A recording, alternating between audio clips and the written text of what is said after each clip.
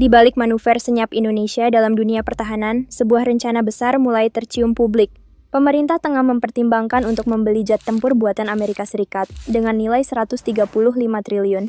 Tapi tunggu dulu, ini bukan sekadar soal belanja militer. Ini adalah tentang diplomasi, tekanan dagang, dan kepentingan geopolitik yang saling bertabrakan.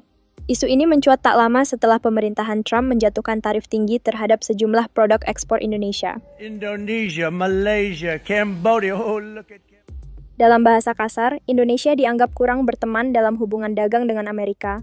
Sebagai respons, muncul satu opsi ekstrem, membeli alat utama sistem persenjataan atau alutsista sebagai bentuk itikat baik.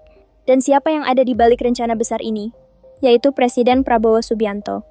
Sosok yang dikenal tegas, berani, dan punya ambisi kuat membangun kekuatan militer Indonesia.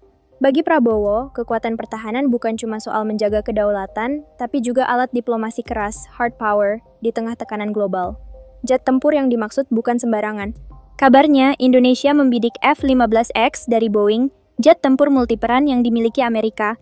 Jet ini bukan hanya cepat, tapi juga punya daya angkut senjata besar, radar canggih, dan sistem tempur mutakhir. Jika jadi dibeli, Indonesia akan menjadi negara Asia Tenggara pertama yang mengoperasikan jet sekelas ini.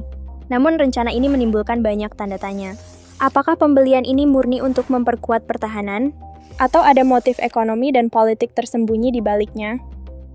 Mari kita lihat konteks yang lebih besar. Selama bertahun-tahun Indonesia terjebak dalam permainan tarik ulur dagang dengan Amerika Serikat.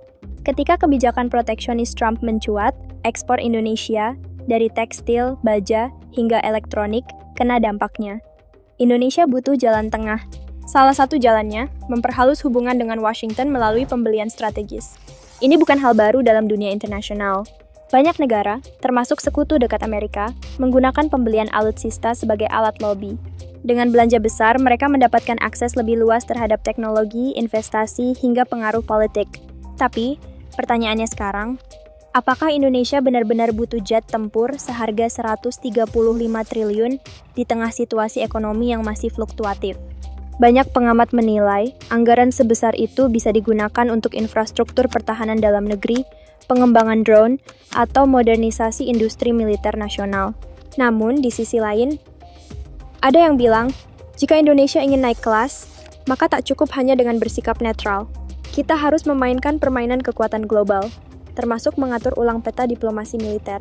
Prabowo tampaknya paham betul soal ini. Dalam beberapa tahun terakhir, dia agresif membangun hubungan pertahanan dengan berbagai negara, dari Prancis, Turki, Korea Selatan, hingga Amerika. Strateginya jelas, diversifikasi dan modernisasi. Kini, langkah borong jet tempur Amerika ini bisa jadi kartu pamungkas.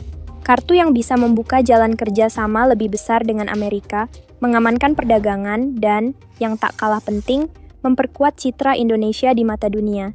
Namun tentu, keputusan sebesar ini bukan tanpa risiko. Bukan hanya dari sisi anggaran, tapi juga geopolitik. Karena semakin dekat dengan satu kekuatan besar berarti juga menjauh dari yang lain.